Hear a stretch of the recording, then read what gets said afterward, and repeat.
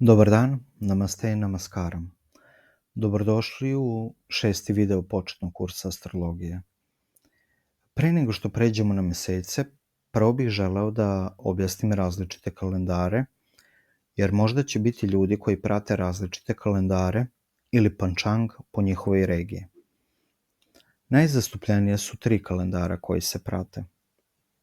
To su solarni kalendar, lunarno-solarni kalendar i lunarni kalendar. Solarni kalendar je zasnovan na revoluciji Zemlje oko Sunca. Gregorijanski kalendar je primer solarnog kalendara od januara do decembra. On je 365 dana plus 1/4 dana i ta 1/4 dana bi bila prilagođena svake 4 godine kao prestupna godina. Pored Gregorijanskog kalendara, solarni kalendar se koristi u Tamil Nadu, Kerala i Odesa u Indiji. Ali to ne znači da svi oni slave Novu godinu 1. januara. Većina njih slavi Novu godinu kada Sunce tranzitira u Meša Raše. Kada kažemo da Sunce ulazi u Meša Raše, moramo imati jednu astronomsku činjenicu na umu, a to je da se Sunce nigde ne pomera, bar što se tiče našeg solarnog sistema, nego se Zemlja okreće u orbiti oko Sunca. To vam je kao kada sedite u vozu koji se brzo kreće i kada posmatrate stvari kroz prozor voza. Vi imate osjećaj da se ne pomerate, već se stvari oko vas pomeraju. Slično ovom primeru, mi imamo osjećaj da se Sunce pomera i ovo se naziva sankramana ili sankranti. Kada kažemo da Sunce ulazi u Meša Raši ili Sunce tranzitira u Meša Raši, kako bi to izgledalo kada bi gledali nebesku sferu? Izgledalo bi nešto poput ovoga. Kao što vidite, ovdje imamo Sunce,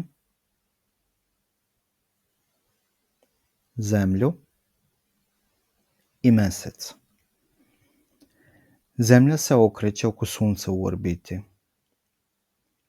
Kada kažemo da je Sunce ušlo u Meša Raši, mi također znamo da se Sunce ne pomera, da je Sunce stacionarno.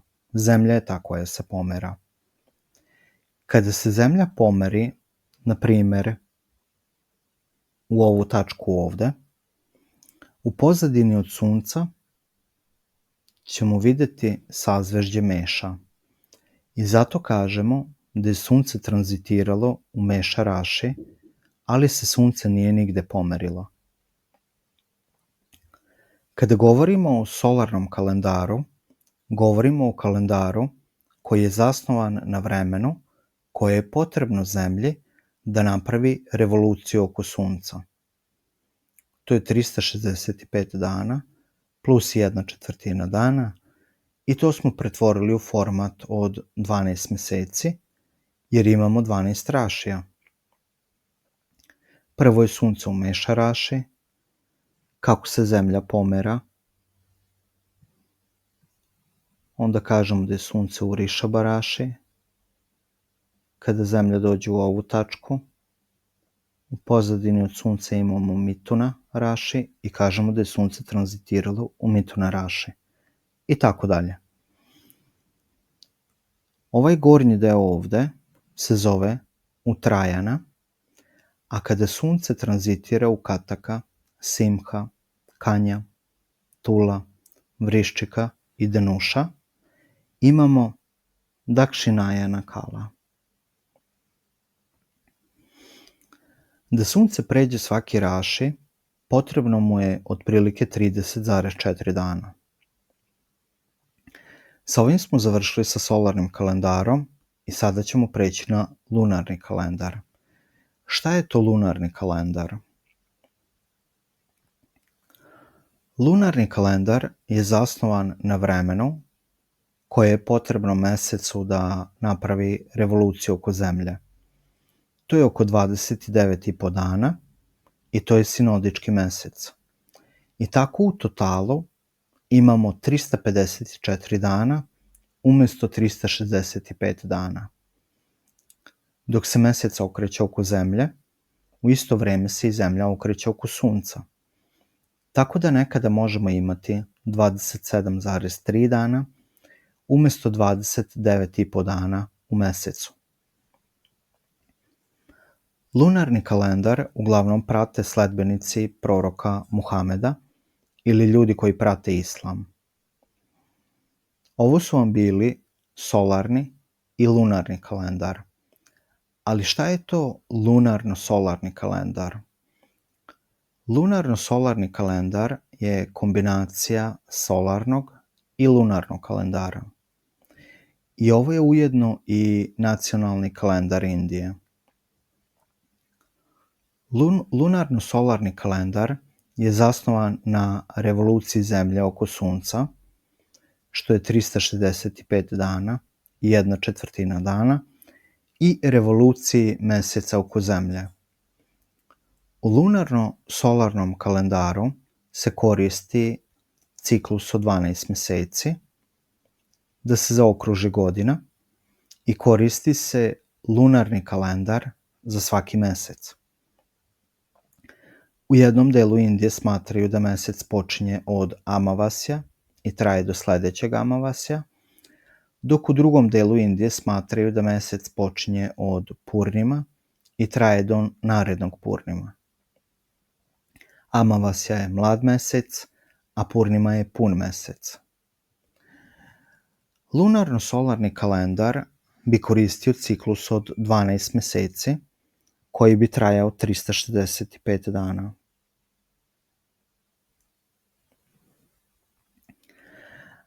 A pošto za mjesece bi koristili lunarni kalendar, onda bi imali 29,5 dana puta 12,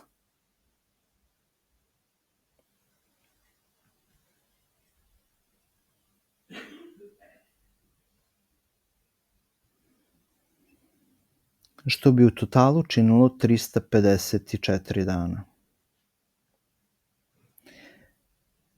Kao što možete da vidite, ovdje bi postojao deficit od 11 dana i tih 11 dana bi bilo akumulirano u periodu od 2,5 godine i tada bi imali dodatni mesec, odnosno Adika Mas.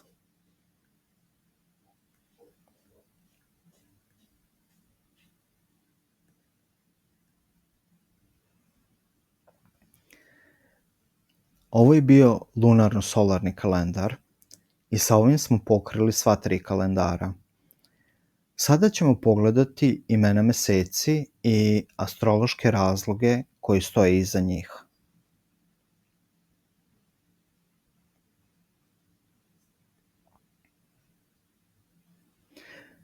Krenut ćemo sa Malajam sideralnim solarnim kalendarom. Ovaj kalendar direktno koristi imena Rašija. Šta znači sideralni kalendar? To je kalendar u kome se prati kretanje Sunca u odnosu na konstelacije. U Malajam kalendaru će smatrati da prvi mjesec godine počinje kada Sunce tranzitira u Simha Raši umjesto Meša Raši, i ovo je samo iz kulturoloških razloga. Tako da ove 2025. godine za njih je početak godine 16. avgusta. Tako da je za njih prvi mjesec kada Sunce tranzitira u Simha Raši i taj mjesec zovu Čingam. Kada Sunce tranzitira iz Simha u Kanja Raši, taj mjesec zovu Kani. Kada Sunce tranzitira u Tula Raši, taj mjesec zovu Tulam. Nakon Tula, Sunce tranzitira u Vriščika Raši i ime mjeseca je Vriščikam. Posle toga, Sunce tranzitira u Danuša Raši i to je mesec Danu. Sledeći, odnosno 6. mesec, kada sunce tranzitira u Makara Raši, oni zovu Makaram. Sledeći tranzit sunca je u Kumba Raši i to je mesec Kumbam. Sledeći tranzit sunca je u Mina Raši i to je mesec Minam. Nakon toga sunce tranzitira u Meša Raši i ovaj mesec zovu Medam. Tada se slavi Višu, odnosno Malajem Nova godina. Nakon Meša Raši sunce tranzitira u Rišaba Raši i ovaj mesec zovu Edavam. Nakon toga ide mesec Mitunam, kada sunce tranzitira u Mituna Raši.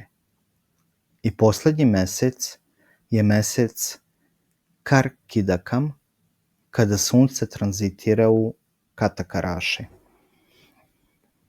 Ovo je sideralni solarni kalendar koji se prati u Kerala. Sada ćemo govoriti o Tamil sideralnom solarnom kalendaru. Kada sunce tranzitira u Meša Raši, taj mesec zovu Čitraj. Drugi mesec u godini je Vajkasi, kada sunce tranzitira u Rišaba Raši. Kada sunce tranzitira u Mituna Raši, to je mesec Ani. Sledeći mesec, kada sunce tranzitira u Katak Raši, to je mesec Adi. Takođe, kažu da nije dobro ništa započinjati tokom meseca Adi, jer sunce prelazi u Dakšinajena. Kada sunce uđe u Simha Raši, imamo mesec Avani. Kada sunce tranzitira u sledeći Raši, u Kanja Raši, imamo mesec Puratasi. Kada sunce pređe u Tula Raši, imamo mesec Aipasi. Kada sunce tranzitira u Vriščika, imamo mesec Kartigej. Sledeći tranzit sunca je u Danuša Raši i to je mesec Margari. Ovo je ujedno i vreme buđenja bogova. Kada sunce tranzitira iz Danuša u Makara Raši, to je mesec Taji. Ovo se takođe zove Makara Sankranti. Kada sunce tranzitira u Kumba Raši, to je mesec Masi. I poslednji tranzit, kada sunce tranzitira u Mina Raši, ovo je mesec Panguni. Za ove imena meseci mora da postoji neka logika. Kada budete razumeli ovu logiku, bit ćete u mogućnosti da je primenite za sve regionalne kalendare, ima ih ukupno 30 kalendara koji se koriste u Indiji. Postojaće mala varijacija u lunarno-solarnom kalendaru, ali to je zbog kulturoloških razloga. Imena svih ovih meseci su izvedeni iz nakšatri. Nakšatre još nismo spominjali, njih ćemo raditi kasnije. Bitno je da znate da postoji 27 nakšatri i svakom nakšatrom vlada jedna od navagraha. Kao što raši imaju svoje vladare, tako i nakšatri imaju svoje vladare. Imena meseci su direktni derivati od nakšatri. Kako su ih imenovali? Postoji još jedna logika iza ovoga. Uobičajeno je da postoji određena debata kada se radi o astrologiji, ali jedno zajedničko pitanje ljudi koji su skeptici u tim debatama je kada nacrtamo raši čakra i u nju postavimo sve grahe, gde se nalazi Zemlja? Vi već sada svakako znate da date odgovor na ovo pitanje. Zemlja se nalazi u 7. rašiju od rašija u kojem se nalazi Sunce.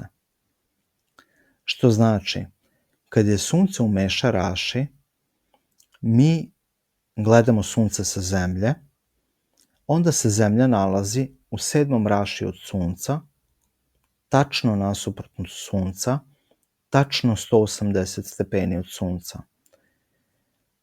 Sada možemo primeniti ovo na sve rašije.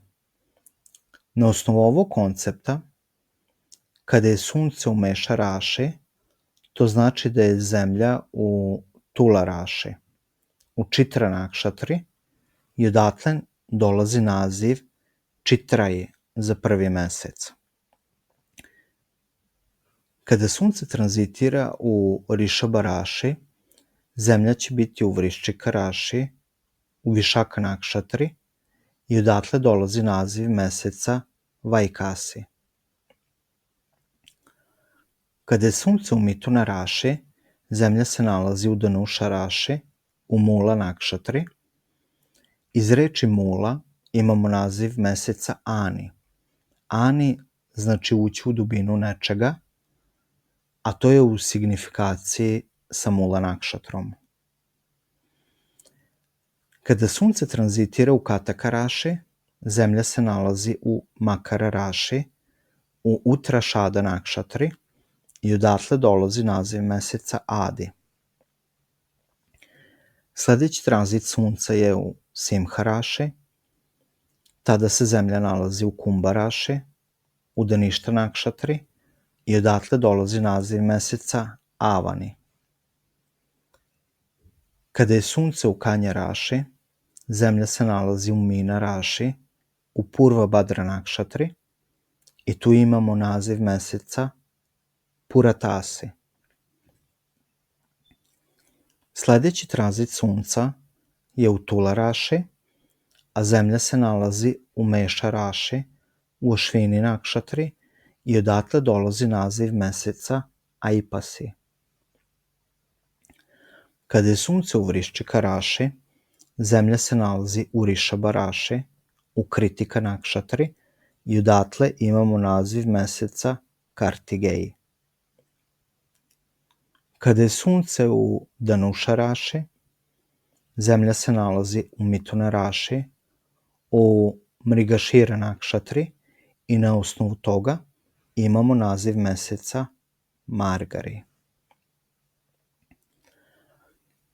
Kada Sunce tranzitira u Makara raši, Zemlja se nalazi u Kataka raši, u Punarvasu nakšatri, i odatle imamo naziv meseca Taji.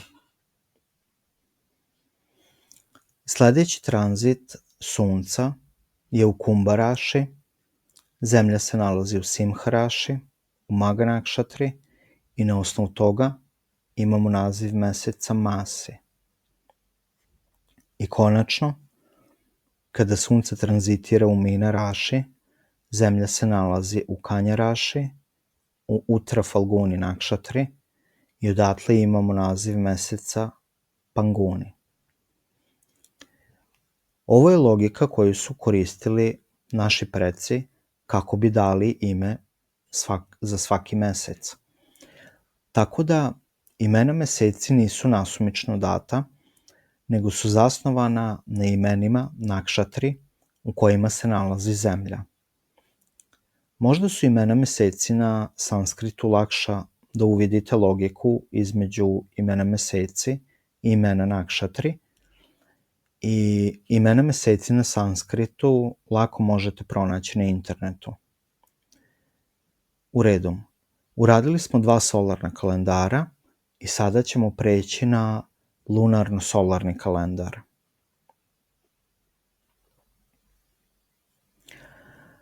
Lunarno-solarni kalendar je zasnovan na solarnom kalendaru kako bi se kompletirala godina i na lunarnom kalendaru kako bi se kompletirao mesec.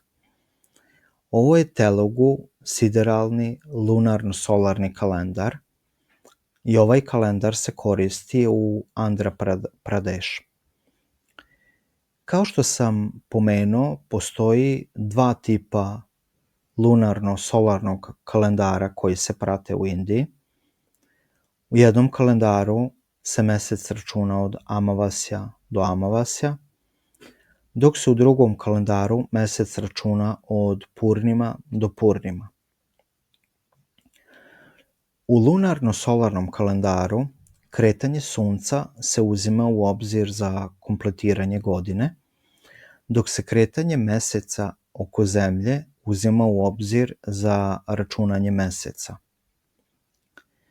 Prvi mesec u Telugu kalendaru je mesec Čaitram. Kada mesec uđe u Meša Raši, to će im biti prvi mesec, dok će sunce i dalje biti u Mina Raši, ali ovo je zato što će se ovaj ciklus od meseca desiti brže.